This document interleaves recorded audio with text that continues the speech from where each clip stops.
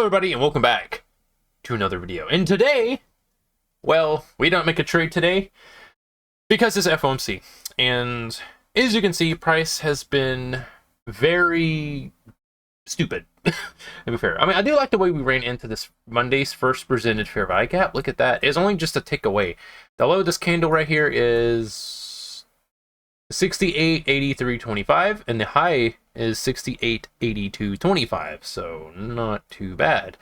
But anyway, yeah, I have not made any single trade for about a week now because of how price has been for the past couple of days or so.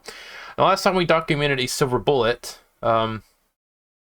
was the 22nd, as you can see, and this was about a week ago. So right here, the 22nd was about a week ago, and this is the last time we had a silver bullet.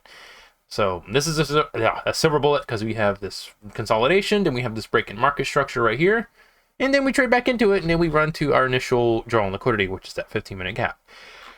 So yeah, there has been no trades at all, not a single one, because of the way price has been. If we go to, like, I say our hourly chart should pretty much say everything about this. Yeah, it has been very trash, as you can tell.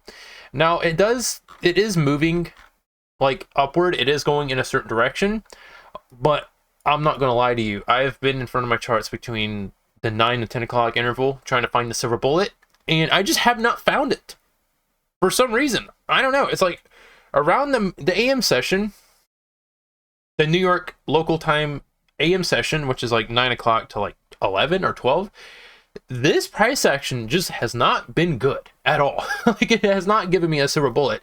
And it's like every single run towards a specific level of liquidity has been met with just already efficient price runs, if that makes sense. Like, we've already made runs into fair value gaps, or there's like pretty much the fair value will try to form, but then the next candle will just already immediately rebalance that price range.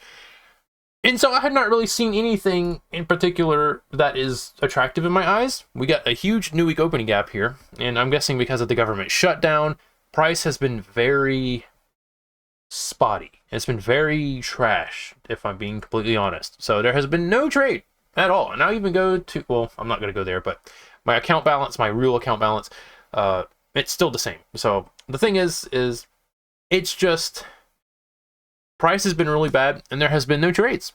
And I've just been kind of sitting back, playing video games, doing my life, studying price, and just observing the FOMC price action here, which when the rate decision came on, it wasn't really much of anything until J Powell started talking. And that's kind of when I was like, yeah, it's probably going to wait until he starts speaking if it's going to make a big move. And sure enough, we do.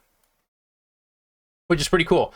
We ran down into Monday's first presented fair value gap almost to the tick, which the low of this, 682.50. And this high is 682.25, so just a tick away from the top of that fair value gap. So I believe we still have some more room to run. Let me go ahead and do this right fast. I'm gonna mark quadrants of this gap here. Let's say about right there. So we have not closed above that midpoint yet of this fair value gap that formed at 235. So I do believe we might have some more room to run, because it's obviously going to run into this right here, which I'm hoping it will, so it can balance that out.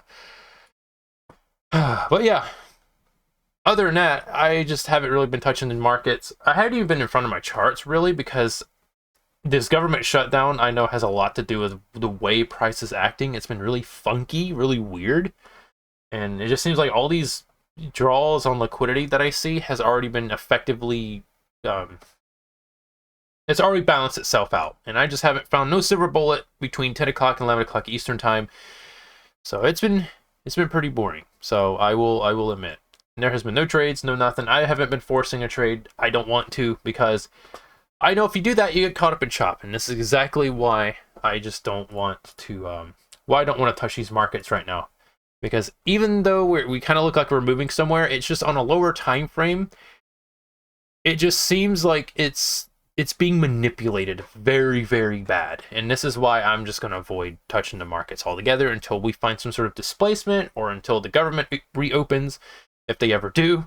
I don't know. But yeah, so That's pretty much it. I don't want to keep this video going on because I'm just going to be repeating myself. So I have not been making any trades because I'm just strong on discipline like that. My discipline's been very strong. I know a lot of people have been forcing their money into these markets. Such as Diego, for example. Poor guy. He's going through a lot right now. But anyway, my discipline is pretty good. I'm not going to force any trades in this until we find some sort of displacement or until something happens. Other than that, I've just been the same. I've just been playing video games and doing such and just ignoring this price and at least observing it and just knowing when not to trade, because obviously we're kind of in a consolidation, but at the same time we're not, which is weird. But anyway, I'm gonna go ahead in this video. I hope to see you all in the next one, hopefully with better price action and all that other stuff. So peace out.